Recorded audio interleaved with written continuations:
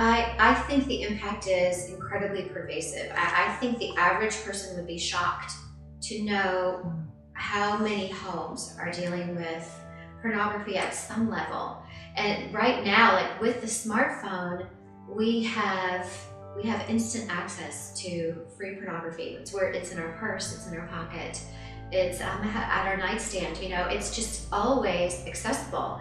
So I think it's incredibly pervasive. I think it's going to be a major issue that our culture will have to face in the coming years. And I think our children are probably suffering more than anyone. I look at my husband's story. You know, he was 7 when he encountered pornography. That was a magazine in the woods behind his house. Now, for children growing up now, what they're exposed to is video.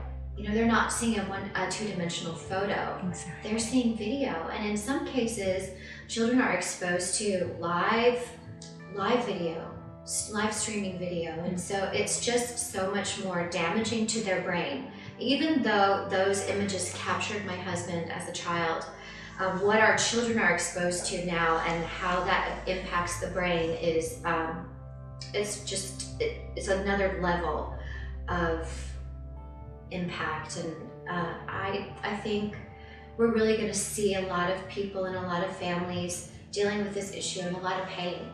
I remember just a couple years ago, I went to a conference, the National Coalition to End Sexual Exploitation, and they really start with this beginning point of pornography, but pornography leads to other things. It leads to acting out in affairs. It leads to looking for a way to live out the fantasies that you've seen.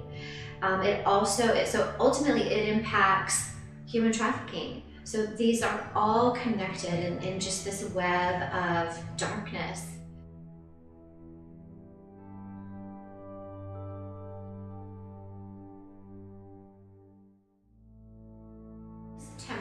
It's Friday, September 14th.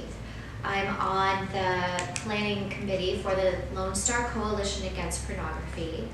And we really just want to change the way Texans are talking about pornography. We want to shine some light on this issue. We want to talk about it in a way that doesn't cause shame, that doesn't push it further underground. We want to bring it out because we know when we bring it out, that's where freedom is found. That's where healing can happen. So there's several of us that are working on that, and we're excited to bring that event to Austin. It's been in the Dallas area for the past 4 years, so this is the first year it's going to be in Austin. And I know that I encourage anyone who is involved in helping people, I encourage moms just to come and check out this event and get educated and get equipped of how to deal with this issue in our culture.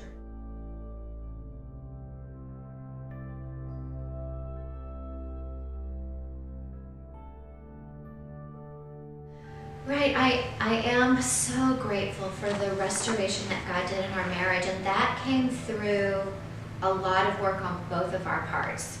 I got to watch my husband change. I watched him go to his accountability group. I watched him do the homework in our classes. I got to receive beautiful apologies and just acknowledgement of the pain that had been caused in my life. And because I heard a confession and I saw repentance and I saw the fruit of change in his life, that's what allowed reconciliation to happen.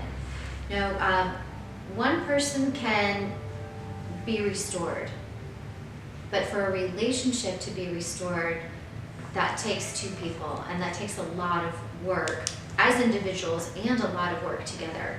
And I know that's not everyone's story, but for women out there who maybe that isn't your story, I just want to encourage them, like, God can restore your soul.